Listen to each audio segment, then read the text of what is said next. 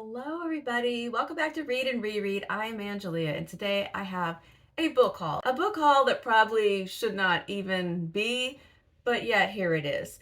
Also, if you are new to the channel, if you haven't been around the past couple years, it is time for my parade of thrifted Christmas attire. There's a history to these dorky outfits. I was an elementary school librarian and I was in charge of the morning announcements. So I had all kinds of thrifted holiday apparel, accessories, and I would just show up in different ensembles on the announcements just for fun. And the old habits die hard. So I am approaching my 3rd year anniversary of being retired, but every now and then, if I see something really good when I'm out at a thrift store, I still pick it up and I will wear it in the holiday season on the channel. And some of the stuff I do wear out and about, like the t-shirts. We live in a t-shirt climate, so I don't really partake of the heavy sweaters and whatnot. And I don't get those things that have been manufactured to be an ugly sweater. It has to be unironically either a Christmas t-shirt that I like or a kind of a vintage vest or sweater that the vibe is 1990 first grade sweet teacher kind of look. So today we have the Westie vest with the Star Wars shirt, Season's Greetings from the Skywalkers. But we are not here to peruse my attire. We are here to look at a book haul. And I really did believe for about 15 seconds that there would not be any more books coming in this month or the rest of this year because I have my reading plans, I have everything I need, but some stuff happened and I have excuses and defenses and rationales for all of these things. So let's just jump right into it. So the first one is completely legit because I needed this book. Okay, already this has got to go. It's a little scratchy. I needed it for a reading project. I'm reading the translated works of Claudia Pineiro with a group on Voxer. And the next book that we're about to read is Thursday Night Widows. I mentioned this in my December TBR, and I think we're starting this book next week. And this is a crime novel about some bodies are found at the bottom of a swimming pool in a gated community in Buenos Aires. It's a upscale community. Apparently, it says it's more than a tale about crime. It's a psychological portrait of a middle class living beyond its means and struggling to conceal deadly secrets. I expect that it will be a crackling good tale with a lot of societal examinations as well. And I'm really loving our project so far. So that one I had to get. It was not available in any other method. I had to purchase it, and I'm happy to purchase it because I'm really enjoying these books and I will probably cycle back through them at some point. All right, so while I was there, I actually bought this from Blackwell's, and while I was there, another book tumbled into my cart. And so I ended up also with a copy of Canoes by Maylis de Kerangal. This is a French author. The translator, oh, I forgot to tell you that the translator of this book is Miranda, France. Let's see who the translator of Canoes is. Translated from the French by Jessica Moore.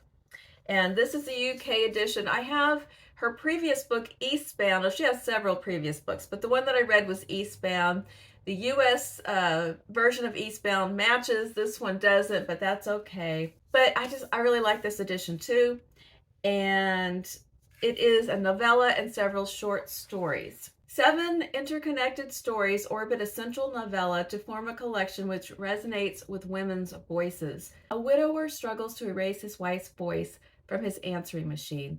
2 old friends meet after a period apart and find they can no longer fit into their habitual rhythm. A woman records herself reading a poem for 2 sisters who obsessively collect voice recordings. At the heart of Canoes is Mustang, in which a woman moves with her family to the suburbs of Denver, where her partner takes up a research post. As her husband and child fit seamlessly into their new lives, she is consumed by a feeling of not belonging, observing uneasily as her loved ones change and adapt to these alien surroundings. So it's sounding a little contemplative and melancholy. It sounds pretty good. I like interconnected stories. I like novellas and short stories. So I am excited to read this. I really loved Eastbound. Right, then the next thing that happened was, and this was back in like about a month ago, I was hit with election malaise, and I still have it. I'm gonna have it for at least 4 years. It's just retail therapy, okay? I got stressed and bummed out, and I and I hit the online shopping. But I didn't hit it that hard. I think, well, Canoes kind of was part of that. And then the other one I got on Thrift Books is Dead End Memories by Banana Yoshimoto. This is an author I've been curious about. I've heard a few different reviews of her writing around on YouTube, and I don't remember. Somebody specifically mentioned this book, and it caught my attention. I wrote it down, and I cannot for the life of me. I would give credit to the booktuber, but I didn't write that down. I just know that I wrote down this book. I've kind of been attracted to Japanese fiction lately. A number of years ago, I read a few crime novels that were Japanese authors translated that I liked, and then I guess I sort of wandered off onto other things. And then more recently, when people are reviewing Japanese fiction, a lot of these books are kind of resonating, and I'm interested in them. So this is also short stories. It was first published in 2003 and never before published in the United States. Let's see.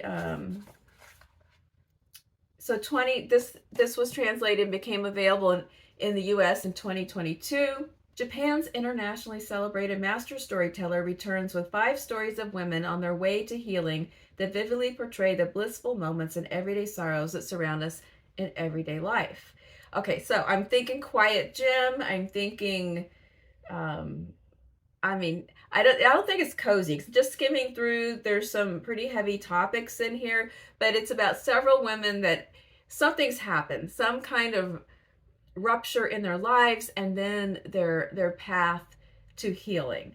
So I am definitely interested to get into this and see how I feel, because I think this author has a big body of work. So if I really like it, there's more to explore. If you read anything by Banana Yoshimoto, drop me a comment and tell me what else I should read.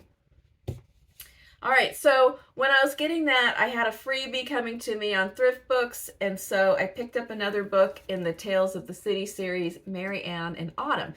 The one I'm getting ready to read next is Michael Tolliver Lives, and then this is the next one after that. So I'm in need of it, and it was free, so cut me a break. I'm not real happy with Mary Ann right now after what just happened in the last book, but time passes, people change. So we will see where we're at with Mary Ann when I get to this book. And this is as a library withdrawal. This library decided to stick a sticker right in the middle of the title that says, "This is available online." Okay, so if you have checked out the book, you have the book. Do you need this? And do you need it right here in the middle of the title? Was that necessary? And then discarded. How rude. Well, it's mine now, so it gets another chance.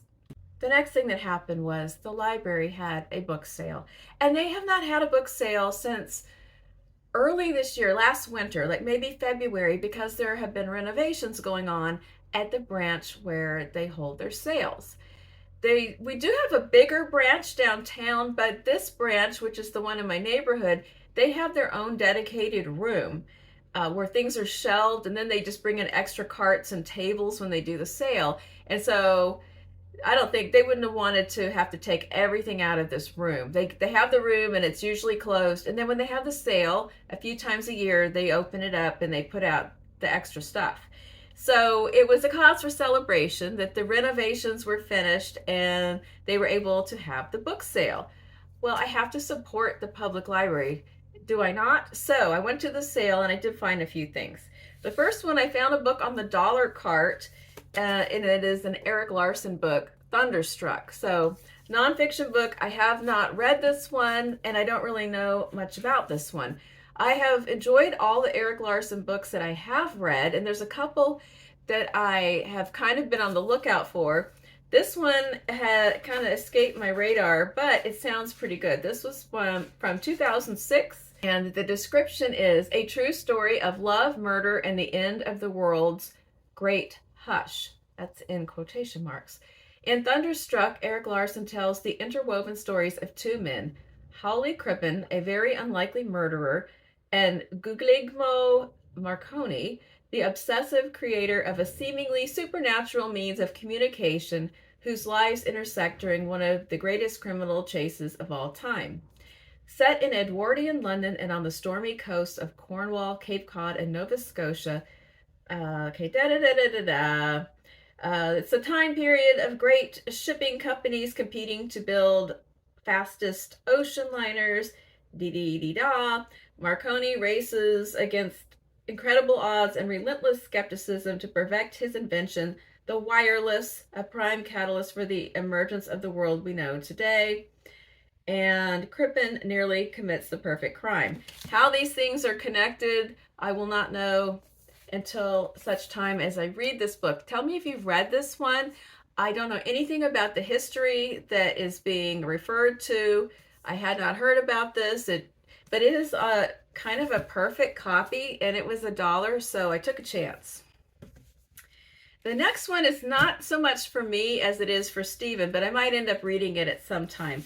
But I spotted a really nice copy of this Booker Prize winner, The Narrow Road to the Deep North by Richard Flanagan. I know he has a new book out right now, and I think it might be a nonfiction book. Correct me if I'm wrong. I knew this was a Booker winner from a previous year, so I picked it up. It's in wonderful condition.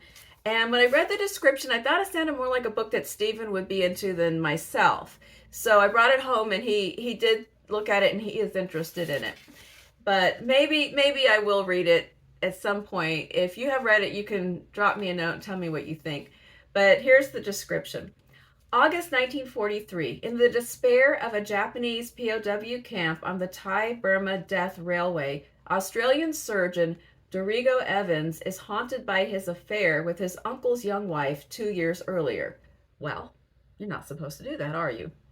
His life is a daily struggle to save the men under his command from starvation, from cholera, from pitiless beatings, until he receives a letter that will change him forever. I kind of have, sometimes I have problems with wartime books that are too gory and brutal. The POW camp setting kind of gives me pause, but it does sound like a good story. So I went ahead and got it. And then the next one is a book I have read before, but I wanted my own copy. Let me just preface this by saying that I have read everything by this author. I guess I'm kind of a completist because I've read all of her work and I've enjoyed it all, but I don't own a single one. They have all been library books, which is fine. And this one is my favorite one, the one I really want to reread, and it's The Witch Elm by Tana French. This one and In the Woods are the ones that I have an interest in rereading. This is my all-time favorite one. We'll see if it holds up after I read it again, having read some other books after this. It's not part of the Dublin Murder Squad. It's her first standalone before she started doing several other standalone books, but her last two go together. So this one is just kind of out there by itself. It has a really tricky narrator that I find quite interesting, and I want to read it again. Here is what it's about. Toby is an easygoing charmer who's dodged a scrape at work and is celebrating with friends when the night takes a turn that will change his life. He surprises two burglars who beat him and leave him for dead. Struggling to recover from his injuries, beginning to understand that he might never be the same man again, he takes refuge at his family's ancestral home to care for his dying uncle. Then a skull is found in the trunk of an elm tree in the garden, and as detectives close in, Toby is forced to face the possibility that his past may not be what he has always believed. So, yes, we have this young man who is staying at his uncle's home, and it's the house where all the kids, all the cousins would always come together through the years, and then this skull is found. It turns out there's somebody died and was stashed in this tree. And it just triggers it's not just Toby, it's also the rest of the people in his age group from his family, all of their memories. And there's lots of stuff in here about unreliable, purposeful and accidental unreliability. There's other themes. I'm not going to get into it. I need to read it again or refresh my memory, but there were several really interesting things going on in this book. If you, someone who picked it up looking for a straight up murder mystery, might be kind of dismayed about what kind of book it really is. I absolutely loved it, and I was excited to get a copy for myself because I really want to read it again. And then the last one I got at the library book sale is a book that I really meant to read. I guess not this year, I guess it was last year. It kind of made the rounds, and people thought it was going to be on the booker list, and then it wasn't. But I kept hearing about it. It was on my list, and I never got to it. And it is The New Life by Tom Crewe. I love the cover of this book. I thought it sounded good at the time, and it just went right past me. And then I saw it again at the sale, and I was like, oh yes, yes. So this takes place in 1894, so we're kind of at the end of the Victorian era. In London, John Addington and Henry Ellis began collaborating on a book arguing that what they call sexual inversion, which was homosexuality, is natural, harmless, and should be decriminalized. John is a wealthy scholar with 3 grown daughters and a wife, Catherine, who has come to accept his attraction to men, but she can barely resign herself to his relationship with a working-class printer named Frank. Henry is young and progressive, a member of the forward-thinking Society of the New Life, and he and his wife, Edith, intend to have a new, freer kind of marriage, though Henry still feels slighted when Edith starts spending more time with a friend than with him.